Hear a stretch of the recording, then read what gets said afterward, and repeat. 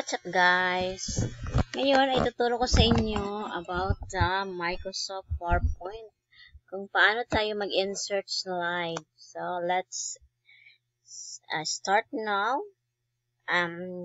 We can choose here in our status bar, here in the pinaka-bottom na dito sa ating screen. So ito yung ito yung Microsoft icon, Microsoft PowerPoint icon. So, i-double click natin yan dito sa ating mouse or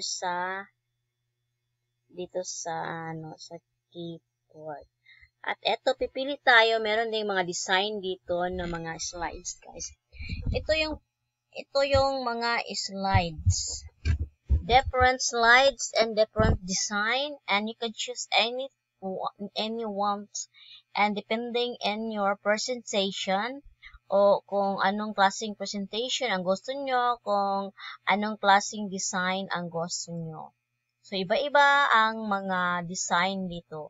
So, since we insert a slide, so, ganito lang. Click ko ito na yung blank presentation. So, here we go. So, dito, makikita mo yung blanco yan. So, what to do is to click here. Meron ditong mga text box here na susulatan ninyo. Or inyo i-encode ninyo or anong gagawin nyo. Or kanta ba or topic ba. Any want. So, since gagawa ako ng word, mag-type lang ako ng word. So, chew. Ano lang. Ito mga guys. Ano lang yan, tries lang. Kasi hindi yan magana yung yung ibang keypad ko. So, ganyan, try. So, what you will do is to edit this. Sa pag-i-edit is kailangan talaga before you edit that words or letters, kailangan i-highlight mo muna.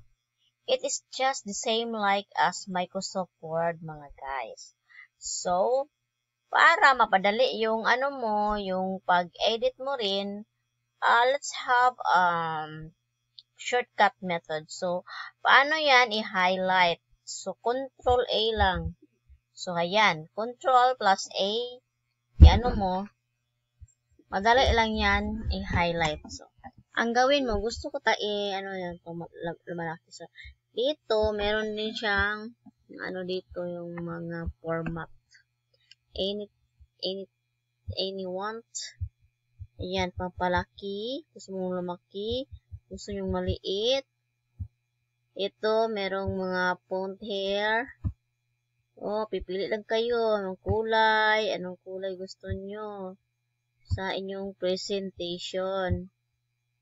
Kayo lang ang mag-design dyan kung anong gusto nyo mga kulay. Kung anong klase ba ang gusto nyo kasi iba-iba kasi depending on how you make this presentation of yours. Tulad ng mga teacher. Kadalasan ang mga teacher ay napaka useful this PowerPoint dahil magagamit yun sa pag-teach nila sa paaralan. Alam naman natin ang pagka-high-tech ngayon at meron ng mga television sa kada room. So, yung mga teacher ngayon is hindi na sila gagamit ng like Manila paper. Meron naman silang laptop tsaka merong screen. So, lagyan nila ng connector lang yung TV to computer, yung HDMI wire mga guys. At makita yung kung anong makita mo sa laptop, yun ang makikita mo sa malaking screen. So, i-copy lang yung yung screen, kung anong nasa screen o sa video or what ang nakalagay, yun ang sa television. So, we will back here.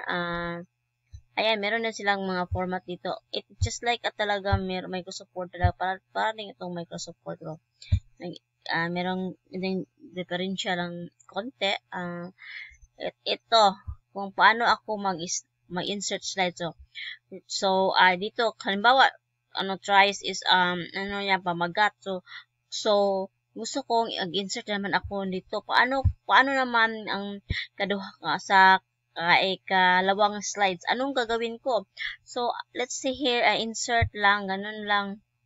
Insert new slide. So, since, mag-insert ka ng slides dahil gusto mo naman na mag-type, meron ka ng another presentation, pangalawang presentation. So, ang gagawin nyo is insert new slide lang talaga mga mare. At iba-iba ang mga design dito. Meron ganon, meron pang charts, meron ding mga iba't ibang format dito mga mare. At dito na naman sa title slide. O, dyan ba siya? Click add, ano ba yung mga topic mo gusto, i-type mo lang dyan at dito rin. I-type mo rin yan. Ganyan.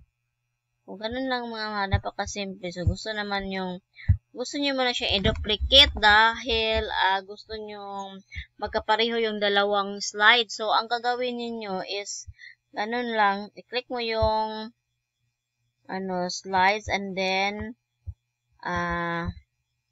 right click.